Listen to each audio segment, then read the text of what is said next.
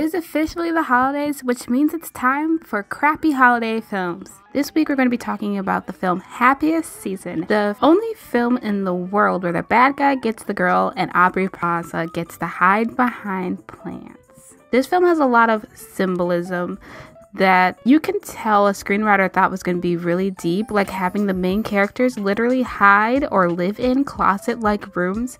But I went to film school. I see right through that. Nevertheless, none of those brilliant choices are why we are gathered here today. No, today we are here to talk about the true hero of the film, John. Having the least amount of screen time of any of these beautiful characters, it's clear that he is best supposed to represent what's left of Stewart's character's family, outside of Harper, of course. However, his arc, although never directly addressed, I believe shows more about his character and the love he has for Abby than Harper did in the whole film. Now, I don't mean to heteronormalize this film. If I'm honest, I may only be making this video because I'm sort of mad that Riley and Abby aren't together at the end and I needed something or some way to vent my frustration. But you have to admit, this man uprooted his whole holiday break to help Abby with her last minute plans. I'm sure John at least had plans for his holidays.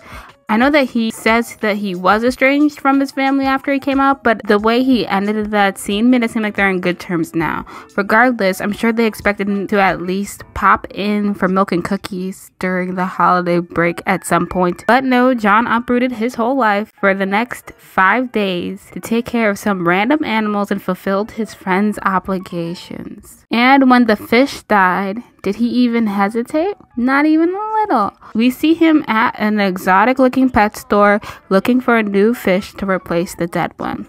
You see, a smarter person than I can point out the symbolism between the dead fish's journey and the relationship that Abby thinks she's having with Harper. But that's not what this video is about. So I will not be drawing parallels between John getting about 20 to 50% of the job done and not noticing that there was a fish he had to take care of, comparing that to Abby getting ready to propose and becoming engaged and learning along the way that Harper is still closeted to her parents. Or with John trying to hide that the fish had died, then going to buy a replacement so that no one is upset, to Harper pretending to be something that she's not to appease her parents and her community. And I would not dare end with the comparison of John starting to tell Abby about the dying fish after Harper comes out to her parents and right before she rudely interrupts him at the gas station, try to steal Riley's potential new girlfriend back. No, you're gonna have to go to MatPat or something to get that kind of a thing.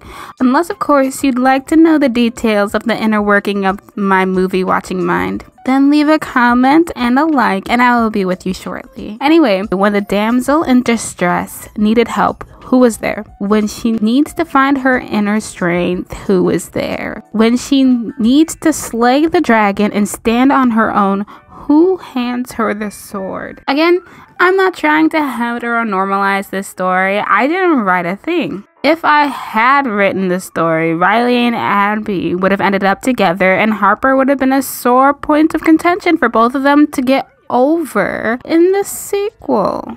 But to quote the words of a brilliant actress, Aubrey Plaza, I hope people walk away from this movie and they are disappointed that Kristen's character didn't end up with my character. Alas, I did.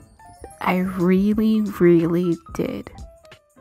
Well, that's all I got for today. Be sure to follow us on all our social medias and subscribe to this channel. Check out my store. Everything will be linked down below. Thank you for all your time. I have been Taylor and this is Cinematics.